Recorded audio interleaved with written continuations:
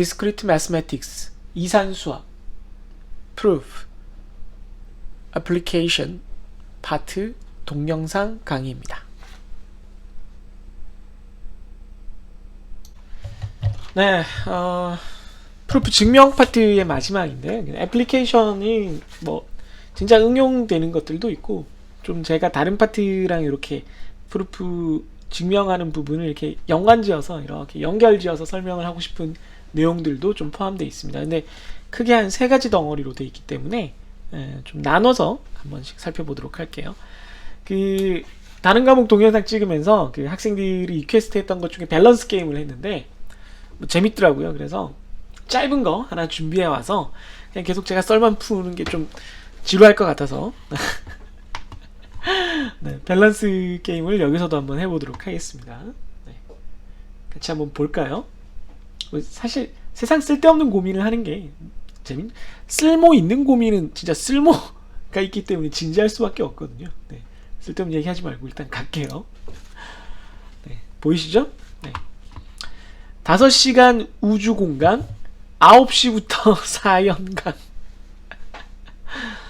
근데 모르겠네요. 제가 대학생 때를 생각을 하면은 9시부터 4연강이 낫죠. 빨리 하고 끝내고 이제 놀면 되니까. 그런데 우리 학교 학생들 같은 경우는 우주공간이 있어도 뭐 물론 좀 등하교를 멀리서 하는 경우도 있긴 하죠. 근데 이제 우리 학교 학생들은 기숙사에 살거나 자취를 하면 되게 가까우니까 그런 경우에는 사실은 공강이 크게 고통스럽잖아요. 제가 학교 다닐 때는 제 학교는 기숙사에서도 제가 수업 듣는 건물까지 걸어가는데 진짜 뛰어서 빨리 가도 15분 정도 걸렸던 걸로 기억해요. 15분? 하염없이 걸어가면 진짜 하염없이 갈 수도 있는 거리라 가지고 게다가 그 학교에서 제일 가까운 그 상업지구까지 걸어서 가면 진짜 거짓말 못하고 40-50분 걸려요. 40분? 빨리 가면 한 30분 걸리나? 학교 정문에서 가도 한 20분 걸릴 거고 학교 정문에서 제가 있는 곳까지도 한 20분 걸리니까 최소 40분 걸리겠네. 그렇기 때문에 공강이 있으면 너무 힘들어요. 학교에서 나갔다가 다시 들어가는 게 너무 고통스러워. 버스 타고 왔다 갔다 해야 되고 너무 고통스럽기 때문에 가능하면 이제 수업이 이제 오전이면 오전, 오후면 오후에 몰아져 있는 게 좋죠. 근데 뭐 그게 뭐 제 마음대로 되나요? 저도 학교 다닐 때 공강 많았고 우리 학교에 와서 보니까 학생들이 막 주4, 주3을 되게 많이 하더라고요. 그런데 저는 학교 다니면서 주4 한 번인가 2번 해보고 거의 주5였어요. 월수금으로 수업을 하셨거든요. 교수님이 한 과목을. 그래서 날마다 학교 가는 게 정말 싫었던 기억이 납니다. 네, 이거 뭐 개인 취향일 것 같은데 일단 저는 제가 학교 다닐 때 기준으로 생각을 하면은 9시부터 4연강으로 하겠습니다. 두 번째 4시간 통학 통금 9시 통금 9시 기숙사. 와 세네요 이것도. 4시간 통학에 통금 9시 기숙사. 와 4시간 왕복으로 2시간이라는 거겠. 그러니까 2시간씩 왕복이라는 거겠죠?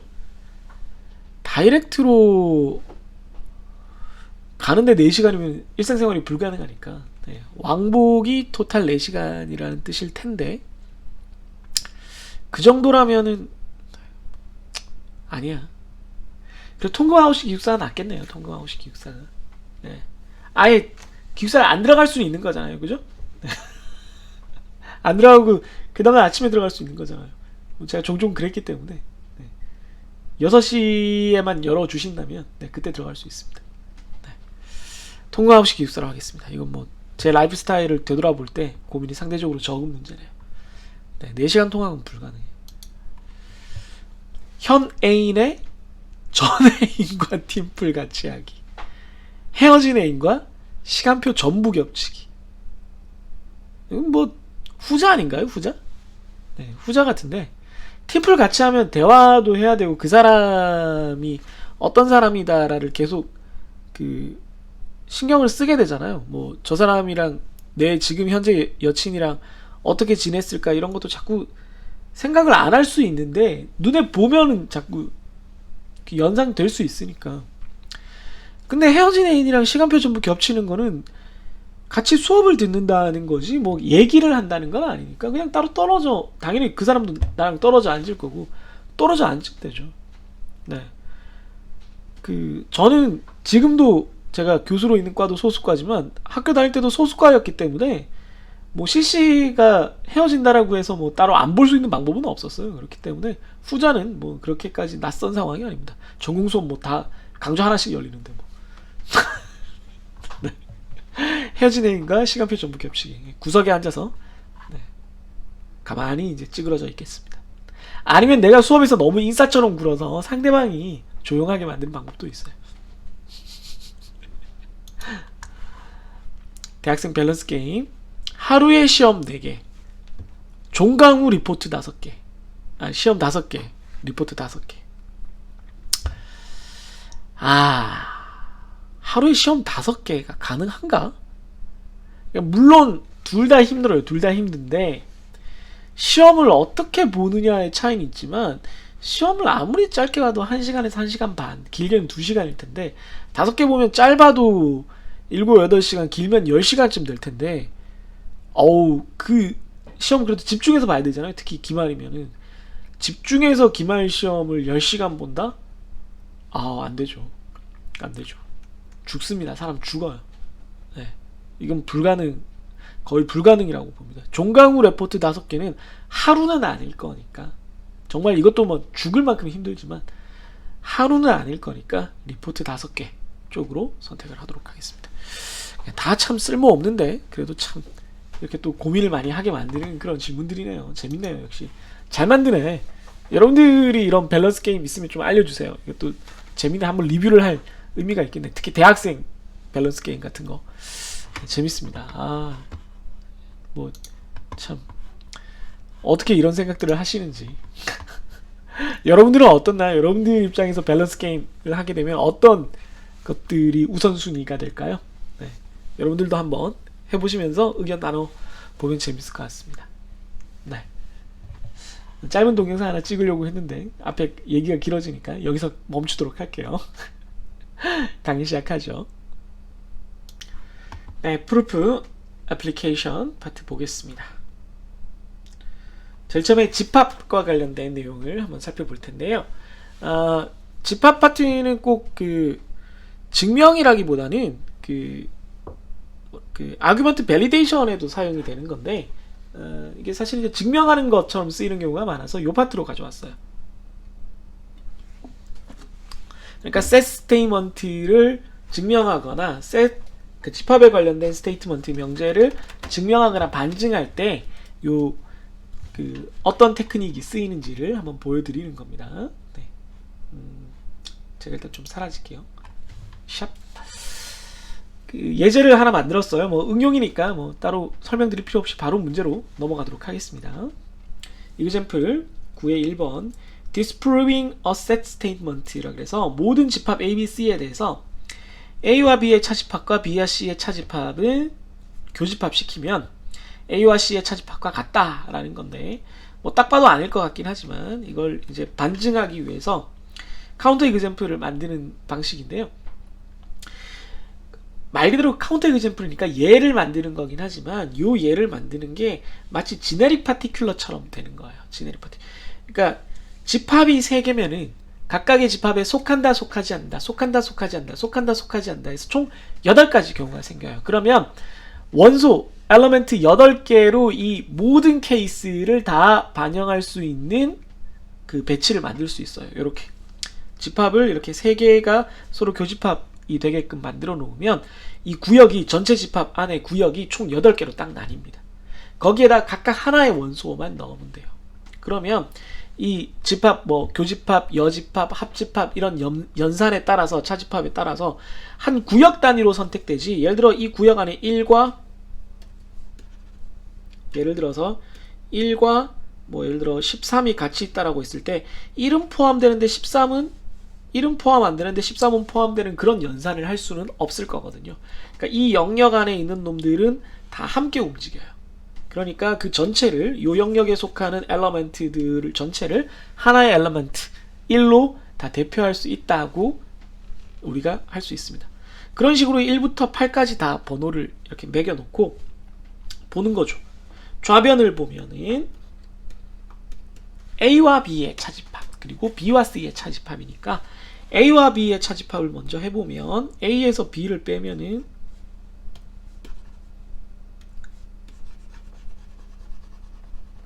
여기죠, 그죠? 그래서 1과 4가 들어갑니다. 그래서 보면 1과 4가 들어갔죠.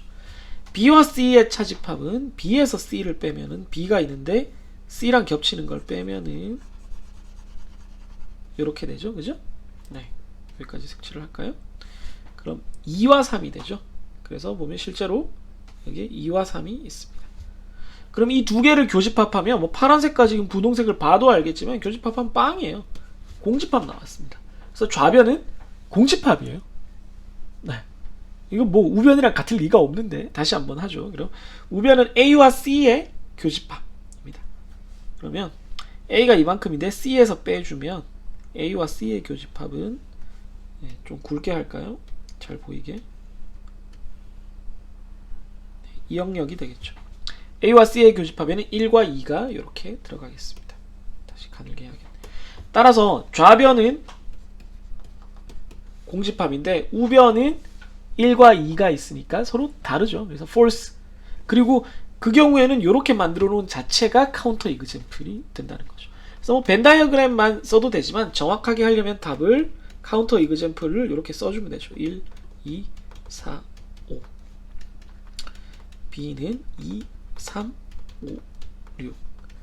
C는 4, 5, 6, 7로 집합을 정의한 경우에 좌변은 이렇게 공집합이 되고 우변은 1과 2가 돼서 좌변과 우변이 같다라는 주장이 틀리다라는 이제 카운터 이그젠플을 우리가 만들 수 있다. 이렇게 되겠죠. 이해되셨나요? 간단하죠. 간단한데 이제 그 집합의 어떤 성질을 증명하거나 반증하기 위해서 사용될 수 있는 되게 전형적인 테크닉이다 라는 걸 이제 보여드리는 겁니다. 네. 자, 집합에 관련된 두 번째 예제를 보겠습니다. 이번에는 반증이 아니라 증명을 하는 거예요. A 합집합 B에서 C를 빼준 경우, 차집합을 한 경우, 그리고 우변은 A 빼기 C와 B 빼기 C의 합집합을 한 경우 이것이 같다라는 것을 보여라 라는 겁니다. 그런데 이제 이게 같다라고 한 이 명제가 참이라는 걸 증명해야 되는지 아니면 거짓이라고 반증을 해야 되는지 디스프루빙을 해야 되는지 프루빙을 해야 되는지 모르니까 아까 앞에서 그렸던 그 그림을 그대로 그려서 이걸 지네릭 파티큘러처럼 쓰는 거예요. 네, 지네릭 파티큘러로 representing case, 그러니까 대표적인 케이스를 만들어서 우선 참인지 거짓인지를 보는 거예요. 근데 여기서 옳다라고 해서 참인 게 증명되진 않아요. 한 케이스로 옳다라는 거지. 물론 실제로는 항상 옳아요. 항상 옳은데 그 완벽한 증명은 안 되기 때문에 따로 증명은 해야 되는데 우선 이게 참일지 거짓일지는 빨리 확인할 수 있어요. 이걸로. 그래서 해보면 아까랑 똑같은 그림을 그린 겁니다. 좌변부터 보면 레프트 사이드를 보면 A 합집합 B, A 합집합 B는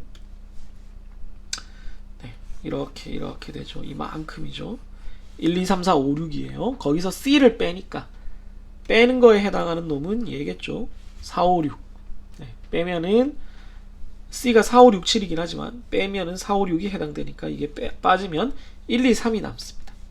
최종적으로 1, 2, 3이 남죠. 그 다음 이제 우변을 보면은 아까처럼 우변은 좀 색깔을 다르게 해볼까요? A 빼기 C부터 해야 돼요. 그럼 이쪽으로 이제 지우고 A에서 C를 빼면은 아까처럼 이렇게 되니까 1과 2겠죠, 그죠? 그 다음 B에서 C를 뺀 걸 봐도 B에서 C를 역시 빼면은 이렇게 빼면 2와 3이겠죠, 그죠? 네. 그러면 이 두 개를 합집합으로 연결을 하니까 1, 2, 3이 됩니다. 그래서 좌변도 1, 2, 3, 우변도 1, 2, 3이니까 true구나. 됐네. 근데 아까도 말했지만 이거는 물론 일반성을 잃지 않는 어떤 예를 만든 거기 때문에 사실 이걸로 증명이 된 거나 다름없는데 그래도 완벽한 증명은 아니기 때문에 not enough라고 제가 적어놨어요. 그래서 엄밀하게 증명하기 위해서는 이제 맞다는 건 알았으니까 맞는 쪽으로 증명을 해나가기 위해서 뭐 이거 안 하고 처음부터 아래쪽으로 이렇게 그 algebraically 대수적으로 풀어도 되지만 뭐 어쨌든 맞다는 걸 알았으니까 이렇게 집합 이 기호의 성질을 이용을 하면 맞는 답이 무조건 나온다는 걸 이제 아는 좀 마음 편한 상황이죠. 그러면 A 합집합 B에서 C를 빼면 좌변부터 시작을 하는 거죠. 좌변부터 시작을 해서 A 합집합 B에서 C를 빼면 빼기가 교집합, 여집합 이렇게 바뀔 수 있으니까 빼기를 A 합집합 B, 교집합 C의 여집합으로 하고 그런 다음에 이제 분배 법칙을 디스트리뷰티브 로를 사용을 하면 A 교집합 C의 여집합, B 교집합 C의 여집합 그리고 가운데가 합집합으로 이렇게 남겠죠. 그러면 요게 교집합, 여집합, 교집합, 여집합이니까 차집합으로 다시 바뀌겠죠. 그러면 이게 우변이 되는 거죠. 따라서 우리가 위에서 살펴본 대로 이 명제는 참이다. 이 주장은 참이다. 라는 것이 증명되었습니다. 간단하죠. 그래서 집합에 관련된 어떤 내용이 있을 때는 증명할 때 참이냐 거짓이냐를 다툴 때 이런 방식으로 벤 다이어그램을 이용을 해서 여러분들이 생각을 하면 훨씬 쉽게 증명이나 반증을 할 수 있다 라는 걸 여러분들한테 알려드립니다. 네, 이제 애플리케이션의 두 번째 주제 플로우와 실링입니다. 플로우와 실링 너무 위에 있으니까 좀 너무 주목받는 것 같으니까 샥 내려올게요. 플로우는 우리가 반올림과 달리 얘는 내림 혹은 버림이고 실링은 올림입니다. 그러니까 여기 데피니션이 적혀 있지만 플로어는 어떤 x가 있으면 x보다 작거나 같은 정수로 무조건 바꾸는 거고요. 정수. 그 다음에 실링은 얘보다 크거나 같은 x보다 크거나 같은 정수인 n으로 바꾸는 겁니다. 그래서 뭐 다 알겠지만 뭐 예를 들면은 2에다가 플로우를 쓰면 그대로 2예요. 2에다가 실링을 씌워도 2입니다. 그러나 1.1에다가 플로우를 씌우면 1이고 1.1에다가 플로우를 씌우면 2죠. 마이너스 1.1에다가 플로우를 씌우면 이거보다 작아야 되니까 마이너스 2고요. 마이너스 1.1에다가 실링을 씌우면 이거보다 커야 되니까 마이너스 1입니다. 헷갈리지 마세요. 이거 수직선 그려보시면 수평선 그려보시면 쉽습니다. 그래서 이걸 이용해서 뭐 증명을 하거나 이런 문제들이 간혹 나오는데 약간 트릭을 써가면서 그런데 뭐 그렇게 어려운 건 아니기 때문에 짧게 그냥 소개하고 넘어가면 되겠다 싶어서 이쪽으로 배치를 해놨어요. 예제 9의 3번 ceiling property를 한번 보겠습니다. xy가 실수일 때 그러니까 모든 실수 xy에 대하여 x 더하기 y의 ceiling은 x의 ceiling과 y의 ceiling을 더한 것과 같다. 정말 그런지를 보자는 거죠. 그래서 딱 봐도 아닐 것 같아서 xy에다가 0.5를 넣어보는 거예요. 그러면 x 더하기 y, 좌변 x 더하기 y는 0.5 더하기 0.5를 실링 안에서 먼저 계산을 하는 거니까 1에다가 실링을 붙이니까 그냥 1이겠죠. 그죠? 여기 실링 정의해 보면 같은 놈은 이쪽으로 계산이 돼요.